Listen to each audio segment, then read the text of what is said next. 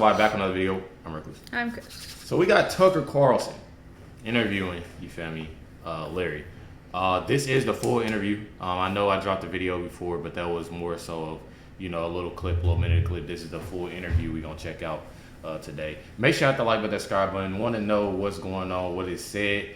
So grab you some popcorn, you know what I'm saying? Oh, I forgot my banana. I'm supposed to eat a banana today. And then y'all ain't about to catch me in 4K eating a banana. So, look, and on top of that, we reacting to something like this. I'm not about to eat no banana. I'm not about to eat no banana while you talking about this. Anyway. Probably not. Grab y'all some popcorn, get y'all some drink, you know what I'm saying? Whatever y'all, I'm saying. Anyways, let's go ahead. Sit down for this little 30 minutes or so. 35. David, to that effect. 40. Okay. So the question is, whatever happened to Larry Sinclair? What's his life been like since? That's an interesting story. It turns out Larry Sinclair is still alive. He lives in Mexico. But today, he's in our studio, and we're happy to have him. Larry Sinclair, thank you so much. Thank you for inviting me. Where did you meet Barack Obama? It was by accident. I was in the Chicago area in '99 for Lee Duke's graduation from the Naval Academy. Who's Lee Duke? He's basically my godson. Okay. I had hired a limousine service. I'm sorry to interrupt. Did you live in Chicago then? No. I was actually living in Colorado. I had flown in the night before. Okay. So I had hired a limousine service, had made the driver aware that if Lee couldn't leave the base, because once they graduate, some of them actually get their assignments and they're shipping out and they can't leave the base, that I was still interested in going out. And had asked the driver if he knew anybody that was available that might want to show me, Chicago. And he said he did. So well, who was the driver? His name was Jameer Multani. It was with 5-star limo. Those are important questions. So you're just a guy who's in town for the night, and it sounds like you're looking to party, actually. Yeah. You want proof. That's what you're really saying. Yeah. He already knows. Well, I was in town for a few nights, but yeah, I was definitely looking to party. And Did you make that clear to the driver? Oh yeah. Yeah. Oh yeah. There was no misunderstanding. How direct were you about that? Extremely. Extremely. Extremely. Okay. Yeah. There was no doubt what I was looking for. Okay. And he picked me up at my hotel in Gurnee and drove into Chicago, pulled up in a bar outside, and there's this guy that's introduced to me as Barack Obama. It was literally that casual. Had you ever heard of him? No. Did the driver know him? Yep. The driver definitely knew him because the driver said that he was a friend. Interesting. Okay. How would the driver be friends with Barack Obama? I only found out later, dealing with a reporter from Bloomberg News, that apparently the limousine company had been doing business with Tony Resco, that at the time was somehow affiliated with in Barack Obama's Obama. orbit. Yeah. Yes. Interesting. So he knew Barack Obama, and in his view, Barack Obama liked the same kind of partying you were looking for. Yeah. Wow. Vernon Central High School, how may I help you? I'm calling to help you, actually. Okay. So sex and drugs, in other words. Well, the sex part I wasn't so sure about until, of course, you make your move, but it became obvious very quick. The coke part I thought was interesting because of the way that I had brought it up. So I'm stepping on your story. So you pull, and I apologize. So you pull up to this bar. The driver is basically scouting some dude for you to hang out with. Correct. There's this guy, Barack Obama. Have you ever heard of Barack Obama? Never. We're having drinks. I mentioned the fact that I could use something to wake up. I was extremely exhausted. So you went into the bar? Yes, sir. What kind of bar was it? I'm trying to remember. I've been trying to remember the name. I know that the glasses had 3 X's on them because I remember taking one home for a friend of mine. But I mean, generally characterize it. Was it, It was working class bar, gay bar, strip bar? It was upscale, quiet. wasn't really that really didn't have a lot of energy to it. It was Yeah. more relaxed, more like a lounge as opposed I'm sorry. to somewhere where people would go and get loud and crazy, Yeah. which made it easier to talk. But like I said, when I brought up the fact that I could use something to wake up, he immediately knew what I was referring to, had made it clear that I was looking for coke, and I That explains really what's going on in was. the White House right now. And had made the suggestion that he knew where we could get it, and we left to go get it. Interesting. Did he say what he did for a living? Nope. I had no idea that he was a representative in the Illinois House. I had no idea he was in politics. I just knew that he was supposedly married and at the time was going through some issues with the marriage. He said that? That was made clear. Yeah. Did he say what kind of issues? Nope. Mikhail. So you said, I'm looking for something to wake up. He knows you're referring to cocaine. I know where to get it.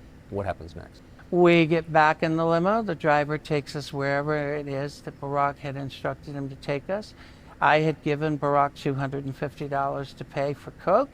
He gets out, comes back.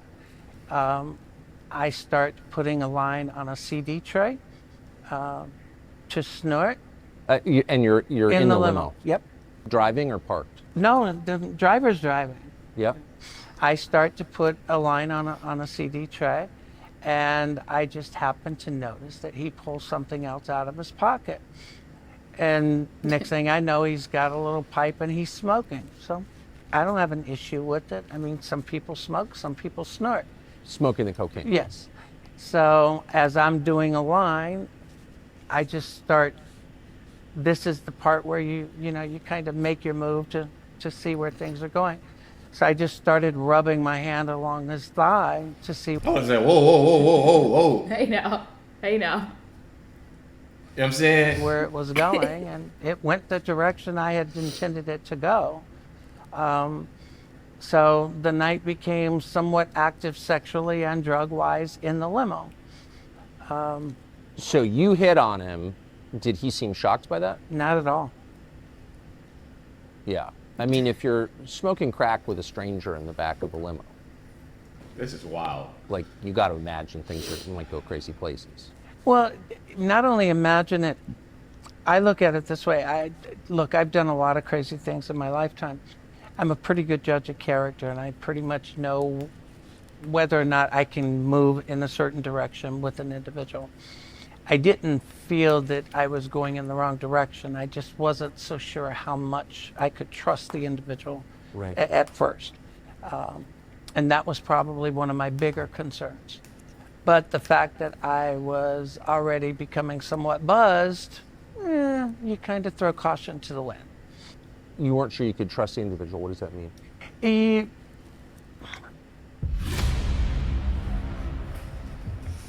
I don't know. Here's y'all proof right here, though. When you meet someone out of the blue and you go to a level that you're doing drugs with, or you're giving money to purchase drugs, or even for sexual activity, you have to be sure that you can trust them. And when I say trust, I mean that you're not going to end up being robbed, or that you're not going to end up having a knife stuck into you, Right. From one direction or another, or that you're not going to pull up somewhere and all of a sudden the car door is going to open and you got 5 people pulling you out of it. Totally. That's what I mean when I Yep. say trust Yep. someone. And you've been around at this point Oh, in yeah. your life, big time. Yeah. Right. So probably not your first time in a situation like this. Not at all, and that's why I said I pretty much know where I can go and Yeah. at what point. So you start rubbing his leg, and I think, I'll just be totally blunt with you, like a man who's not into gay sex would be like, whoa, whoa, whoa, settle down. Trust me, if it was something that you Babe, were stop not looking at interested me. in, Because you're trying to get me to laugh. Like, I'm trying to be serious. This is unbelievable. No, it's because he keeps bringing up the same thing. It's like Tucker trolling, but he's not. Yeah, he's like, Nah, so he he's being like for a real. real thing. And I was just like, This is crazy. yeah. Like, all jokes aside, like, and I'm not, you feel me, like all, Let me get back in this. Yeah. And you're right. I've had guys that I read wrong that would literally try to break your hand. For sure. If you went in that route. I would So say, it's yeah. not like this was something that he wasn't into. It's Yeah. not something that he was shocked by. Yeah. Shocked by you don't get excited and you don't unbutton your pants and you don't just sit there and let it happen. Yeah. So it definitely wasn't Barack's first time. You're looking at me. That much I'm absolutely certain of. And I would almost be willing to bet you it wasn't his last. So, so you performed oral sex on I Barack did. Obama. You did. In the driver's up front, Yep. and he's cool with this. The driver has the partition up. He didn't have a problem with it. He didn't put it down for any reason. I mean, he kind of set up the whole thing for this in the first place. Exactly. And I have a funny feeling he had no bones to pick with it as far as what took place in it. Yeah. So what happened after? Afterwards, I actually went back to my hotel. I had specifically asked that he drop Barack off first, but for some reason he and Barack chose that they would drop me off at the hotel first and then he would take Barack. So Barack actually made the drive out to Gurnee, which is a suburb outside of Chicago, to the hotel for me to be dropped off. What hotel was it? It was the Comfort Inn in Gurnee. Ooh, that sounds depressing. Well, you have to remember it was 99. Yeah. No, And it was close to the Great Lakes Naval Facility. yeah. But Tucker Carlson is I funny, got yo. I'm dropped sorry, off. like- That's They what I was left. talking about. The next day was somewhat interesting because he ends up showing up at my hotel room, which I thought was somewhat weird, but He wanted some more. Mm-hmm. So when you say he showed up, he showed up. I mean, I had no warning. I was in the room. There's a knock on the door. I open the door, and he's standing there. And he's standing there with more Coke, and he comes in, and it was just like a quick, rehash or rerun from the night before. exact same program. Exact same program. Was he smoking again? So Barack Obama smokes crack, and then you perform Yep. oral sex on him. And like I said, the only reason I had come out about it is I had reached out to the campaign even in 2007, only because I saw all these kids getting excited about it. Okay, wait. So how did that end? Right. Same way. You get off, you finish smoking, you leave. Like, thanks, bye? Mm-hmm. Huh. What did you think of it? Right. I thought it was interesting. I thought it was definitely a con. But, What do you mean by that? well, in my life at that point, you made it clear. I had already been around. Yeah, big time. Yeah. So when people are doing things because they actually really enjoy it, or they're sincere, or they're looking, for Yeah. a connection, or they're doing something because they're looking for an in, or they're looking for a hook, or it's a game. Yeah. So for me, I felt that it was a game for him. It was like, okay, what am I going to get out of it? Or is there something I can get out of it other than just, the sexual part? Right. And lucky for me, I wasn't going back to Chicago anytime soon, so it really didn't matter. So you were left with a bad taste in your mouth. Something, yeah. Yeah. Did you talk to him again? I did I gotta be not, serious. in Like I'm trying to, but it's like you left with a bad taste in your mouth. I mean, of course, but I'm just saying, like, like I don't know. I feel like he's the words, like I feel like he's, I don't know, doing that. I don't know. fact, And did you have any idea, Nervous. even though you had sex with him twice, you did cocaine with him, watched him smoke crack twice, That's you wild. had no idea who he was? I had no idea who he was until I'm sitting in my house in Tequila, Nayarit, Mexico in 2004, and he walked on that stage In Boston. in the DNC convention, and He was I probably like, literally "What?" hit the floor. I just hit the floor and was Wait, so you're watching the Democratic Convention from Mexico, I was and the guy laughing. that smoked crack in your Comfort Inn with you, I was laughing so hard. and you were sure it was him. I was absolutely positive. How? I don't forget people I've met. I don't forget people I have spent time I feel like like if you see a person twice, you like got that thought. Like I see a person one time and I'm like, dang, that person look familiar. But seeing them twice and doing what they did, yeah, hanging out, I just all that. don't. Yeah. facts. And just to restate, because I think you affirmed this, but he used his real name when you asked him. Yes, Did he call himself Barack or Barry? Barack. Barack. And so did the driver. And that's why at first when everybody was referring to him as Barry, I just didn't understand or catch on. Because like I said, I didn't know that much about him other than the fact that, hey, you hook up, today it's Grindr. Back then it was, The limo driver. yeah. Y'all did more than stuff. Transgender. It's made very, very cool through the media. A limo driver or a bartender, You ask and somebody knows somebody or somebody doesn't. Amazing. So you're sitting there in Mexico watching this, and you think, that's the guy I had sex with who smoked crack with me. Yep. And what do you think? Like I said, I just started cracking crazy. up. I freaked out. I had even pointed out to some friends of mine that were at the house that night, and I told them, I said, you're not going to believe this. I said, I blew this guy twice. Oh, And they just start And cracking then Bernie up. Mac say, But that's the thing about me. I've never been in the closet. I've never hid. I mean, I'm always very direct and blunt. And, and I'm just we like, know from what you're saying. Right. this is unreal, and I had no idea that he was going to run, in 2008, but I was back from Mexico, but it was a strange feeling sitting there watching him walk across that stage and realizing who he was. Huh. So what did you do? You said you reached out to the campaign? Well, I didn't do anything in 2004, but when he announced his run for 2008, I did reach out to the campaign in late 2007 because I had seen a lot of these college kids talking about how thrilled they were, how there was a candidate who was completely honest about his entire life, his drug use, what he did when he was in school, the constant back and forth. 1 minute is, yes, I did cocaine when I was younger, or no, I never did cocaine, but I smoked weed. So I just simply pointed out that all I was asking was, look, why don't you just simply come out and say, I did coke and I've done it as recently as 1999. Just tell the truth.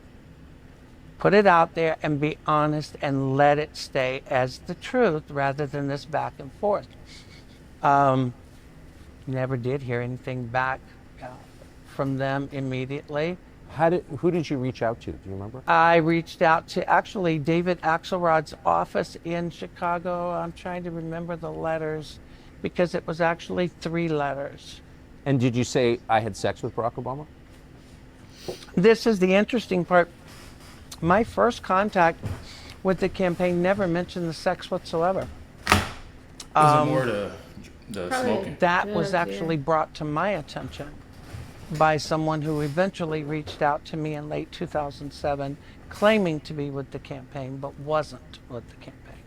What do you mean that was pointed out to you? So you never told anyone never- in the Obama campaign you had sex with Barack Not Obama? in 2007, no. Interesting. But they knew? Yep. How? Who? Well, that's weird. I'm assuming Barack himself because the phone calls. Either Barack or the friends that he told, because he said he told some people, Yeah. and they could have spread that out. That like, oh, this person, gave Or out his like, name. They Yeah. knew what he does or did or whatever. Yeah. I got in late 2007 came from a gentleman that I have repeatedly identified as Donald Young. And it was Donald Young who had mentioned to me that the campaign was not going to acknowledge the sex and the drug interaction. And I was somewhat taken back because, like I said, I had never mentioned the sex to the campaign at all at that point. I had in 2008, but I had not in 2000. Okay, that is amazing. And I want to get to who Donald Young was in just a minute, but I apologize for being a bad interviewer, but let me just ask the obvious question, was what was Obama like on crack? Actually, and I hate to say this because some people are going to think I'm really crazy. I knew a lot of people that smoked it because I was in Miami in the early 80s when it became quite popular. Similar to a friend of mine that I knew in Miami, gets extremely high, calm, almost euphoric. And then as it starts to come down, you know, the twitching and the looking, anything that looks white that's sitting on the seat or the floor, you assume is another piece that fell off that, you know, you can pick up and smoke. But while he was high, pretty much the same. Pretty controlled. Pretty controlled, euphoric, talkative, but not really saying anything. So it was like his presidency. A lot like it. Wow. Wow. Hey guys, Manscaped Wow. and the Testicular Cancer So Society what- have what partnered was up he- to introduce the TCS. What was he doing technically? Like, was he? Did he still do this while running, or you know, like? That's what I'm saying. What if he was like doing all this still? You see how I'm trying to be careful with my words because I don't want to say too much, but I'm trying to say too much. So he's really just up there like chilling. Hi, how you doing? How are you? And you out the wacky. That's crazy. Was it your Literally. impression, and of course you would, strictly speaking, no, but was it your impression that this was the first time you'd ever smoked crack? No. No. You don't, first of all, you don't buy crack, get in a limo, and have a pipe in your pocket Fact. if it's Right. the first time you smoke crack. You just don't. That makes sense. So I've read about your story to the extent it's been written about, not very much. But I'd never read that Donald Young, this man Donald Young, called you and told you that he knew you'd had sex with Barack Obama. That was the contact in late 2007 that I had that originally came And my apologies for watching on here. I should have really went on Twitter, so it's not that many ads in the video. But that's my fault. That's completely my fault. under the guise that they were part of the Obama campaign. So who was Donald Young? Donald Young was a choir director and a school teacher.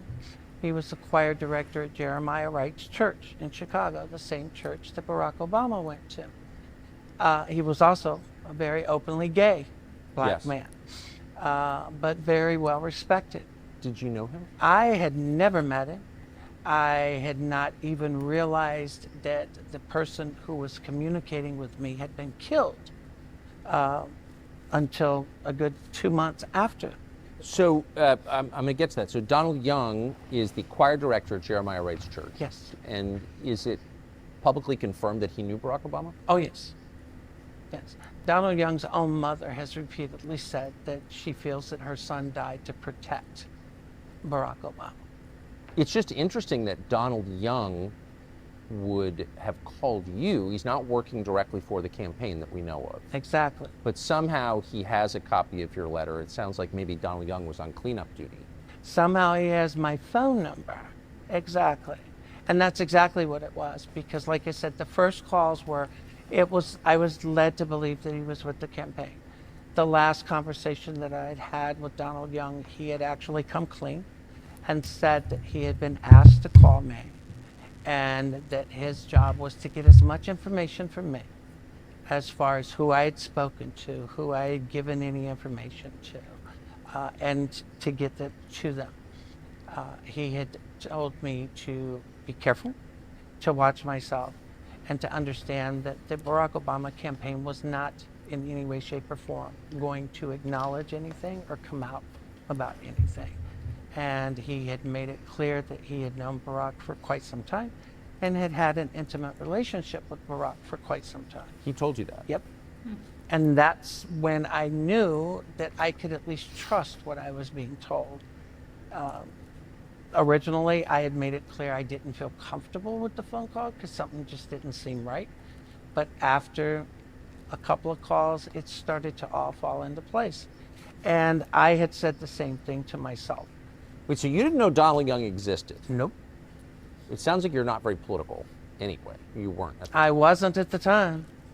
And you were just annoyed that Obama was talking about cocaine and lying about it. I was extremely annoyed. But the sex part had nothing to do with it. No. Then Donald Young, who you don't know, never heard of, calls up and So it's says, more by the than way, I that. know you had sex with Barack Obama. That's I why did he too." said something about the sex. Pretty much.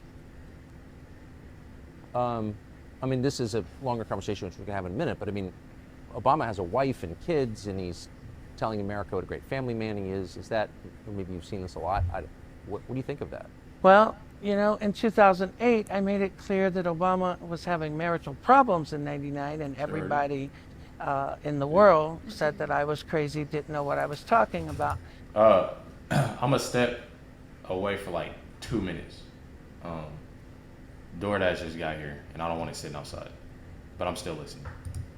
And yet, what was it, 6 months ago, Barack Obama comes out and tells the world that exactly what I said was the truth. In 1999, he and Michelle came very close to divorce. Really. 15 years later, what I say is the truth, but 15 years earlier, I'm a liar and a fraud. It's interesting how things eventually come out. But yes, believe me, I've known guys that were completely happily married that will screw around with another man on a weekly basis and think nothing. Is it your sense that that's who Obama is, just transactional, or that he's bisexual, or like, what is this? No, my feeling that Barack Obama is probably, he's definitely bi. I think there is a lot of transactional qualities to him, because I think whatever he does, it is looking for a hook or looking for a benefit. Yeah. That's consistent with his public persona too, I would say. So Donald Young calls you, you actually end up, sounds like you kind of like and trust Donald Young. I did. Did he say how long he'd had a relationship with He had just said that they had been intimate for years. Intimate for years. And what happened to Donald Young? Donald Young was shot dead in his apartment, second floor in Chicago, Illinois. I think it was December 23rd of 2007. According to the police report and the death certificate, multiple gunshot wounds, That's crazy. close range, Yeah. no That's forced weird. entry, second floor apartment, yet not a single resident in the building heard a single shot, but yet they can hear every shot that's fired in the street outside. Jeremiah Wright announces that Donald Young's dead earlier that morning, even before it was announced, even before he was declared dead. I mean, a lot of it just didn't make sense. This is all public, and you can Yep. look this up, and it's still on the internet. Tell us about Donald Young's mother. Norma Jean Young actually is a former Chicago Police Department employee. Really? Really. She had worked for the Chicago PD. I had spoken That's with wild. his Yeah, that's- sister that's Lorraine crazy. shortly after I realized that he was the gentleman that I had been speaking with. There were people at the time that were attempting to have Lorraine and other members of Donald's family file criminal complaints against me with Chicago because they wanted me arrested. They were trying to get the family to say that I was trying to con them or something. To my knowledge, they never did any such thing. But at the same time, I continue to respect Lorraine and the rest of the family. But Mrs. Young had finally come out and told David Nelson, who was a reporter that I knew out of Minnesota, that she was convinced that Donald had been killed, that his death was to protect his friend Obama. And she confirmed that they had, in fact, been extremely close for years. The documentary that we're about to watch explores the wild. hot button issues of transgenderism. What's somebody else's truth? I mean, did she confirm that they'd had sex, Obama and Donald Young? Her confirmation wasn't referencing, or she did not specifically say that they were sexually involved. She just simply said that they had been intimate friends for years. But she believed the Obama campaign was responsible. She believed that his death was due to protecting Barack Obama. And I made the same argument that people said, well, how are you accusing Barack? I said, I'm not accusing Barack of anything. But I said, I'm willing to bet my life that Barack Obama and Jeremiah Wright both know or have knowledge of who killed Donald Young. There is no doubt in my mind about that. That's Well, this was a guy who was clearly going to be the next leader of the world. You know, people kill each other over insurance claims, over bar fights. There's a lot at stake here. I have no knowledge of this. I'm not alleging a murder by the Obama campaign or its allies, but it's not. It's not a crazy thing to wonder, obviously. No, and the only thing after I realized what had happened with Donald Young, the only thing I'd ever asked was the same thing that I had done. And I said, you know, if you want to accuse me of being crazy, you know, release your phone records. You know, turn over your phone records from your phone in '99. Turn over your phone records for the last year. I mean, it's that easy. If you've got nothing to hide, it's not like they're going to be made public. Turn them over to authorities. Let them investigate. Let them look. But That's wild. So now it seems like a fair time to ask about your motive. So your initial motive was you were annoyed because you believed or you knew that Obama was lying about his drug use. Right. But then after the Donald Young exchange, where he brings up the sex that you had with Obama, what was the point at which you decided, I'm just going to bring this to the country, I'm going to go public? Well, in January of 2008, after having contacted the campaign yet again, I had decided, you know what, screw it. I'm just going to make a YouTube video and put it up, which I did. It wasn't because I was looking for anything out of it. In fact, if I had even stopped long enough to anticipate the blowback and the consequences of speaking out, me being me, it probably would not have stopped me. It might have slowed me a little bit, but it would not have stopped me.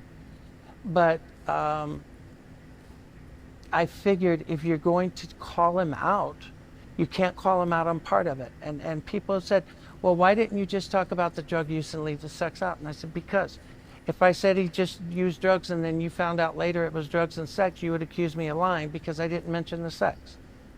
So my opinion was, if you're going to tell the story, then you tell the whole story and let the chips fall where they may. So that's exactly what I did. And so you made a YouTube video. By the way, I looked for it last night. I couldn't find it. That's because YouTube gave access to my account to someone shortly after the polygraph test. And I was never given access back to it before the video was actually deleted. Yeah. Are you serious? Oh yeah, YouTube gave access to the account and the video was deleted. That's crazy. Microsoft gave access to my Hotmail account and all of my emails were circulating the internet, and vacation replies were set up on my email telling people that I was busy giving blowjobs and would get back with them when I was done. And oh yeah. Man, they wanted Obama to be president. Yep, and they wanted me to be the biggest fraud and nutcase that ever existed. That's crazy. So, I got to ask you, I mean, you know, I wasn't there. I can only assess what you're saying. I don't see any obvious motive for you for gain, financial gain. You're not going to get rich doing this. And in fact, you haven't. You've gotten impoverished as a result of it. But like, if I'm a reporter, well, I was a reporter at the time, I remember thinking, well, that's an interesting story. Now, this isn't scientific, but I did a poll around New York, and what people believed about the Constitution. But it seemed like nobody in the media wanted to follow up with you, and some people, like Ben Smith at Politico, who's a liar and a shill posing as a journalist, I reread the piece last night that he wrote saying, oh, it's ridiculous. Right off the first graph, it's ridiculous, these claims. Well, I think I have an answer for why a lot of reporters did not want to follow up. And I think it would have something to do with what David Axelrod told a old Chicago Sun-Times reporter, or no, a Chicago Tribune reporter, John Crutzen. Axelrod had been a reporter in Chicago before he went into politics. Well, John Crutzen worked for the Chicago Tribune. And John Crutzen actually came to Duluth, Minnesota and sat down with me and talked with me. And John Crutzen had told me point blank that before he had flown out, that he had spoken to Axelrod, and that Axelrod had told him that they were aware of who I was, and that it was their intentions to destroy me, and that if any reporter had mentioned me to them, they would be completely cut off, and that outlet would be completely cut off from access to the Obama campaign for the duration of the year. So I think that had a lot to do with why reporters didn't bring things up to the campaign, because everybody wanted access to, the new savior. Nobody wanted to be blackballed and denied access to a historic campaign. Yeah, but I mean, if it's the guy's running for president and credible information comes out that he's smoking crack and having sex with dudes, I mean, that seems like a story. Well, it would be a story if the media really cared about telling people the truth about anything. Yeah, they're liars. And that Ben Smith is a liar. Oh, Ben Smith's more than a liar, but you're right. What do you mean more than a liar? He's a complete fraud. Ben Smith, I hear people talking about grifters. Ben Smith to me is a grifter. Ben Smith wrote an article saying that I had a 27-year criminal history. Career criminal. And the funny thing is if you look my criminal history up, which I've published myself and provided from day one, my criminal history goes from 1980 to 1986. And everything I've ever done, I've owned it. I've never wasted taxpayer money. In any sentence I've ever been given, I've served. But he also said that I was a fugitive, that I was avoiding prosecution, I was trying to prevent from going to jail. None of that was true. But the media ran with it. Even Greta linked to it and said that people asked me why I would not interview Larry Sinclair. This is why. And she linked to Ben Smith's article. And notice his article was published right when I was preparing to do the press conference at the National Press Club. But hey, the National Press Club, so-called beacon for freedom of the press, they were just as involved in trying to keep the story from ever being. It's interesting. I watched the other night. I watched your entire National Press Club appearance, and in it, you detail your intersections with law enforcement exhaustively. Yeah. Every time you've been arrested, you explain it. Every time you've done time, you explain it. So you didn't, from what I could tell, hide your past. No. Why? You can't. I mean, I've never hidden my past in regular everyday life. Why would I hide it in something like this? So, I mean, you're the only person on this set who's had sex with Barack Obama. So I think you're, I don't know, expert on Obama, but you know more than most people. What's your assessment of him now? I think he's the same grifter that he's always been. I think he's still very power hungry. I think Obama is calling the shots in the current Biden administration more than people are willing to admit. I think Obama is hell-bent. I had made a statement during that press conference that I felt that Barack Obama being elected was going to push race relations in this country backwards 50 years. I am absolutely positive I was. Yes, I think you've been vindicated on that. Because race relations in this country has not only gotten pushed back, but everything's about race now.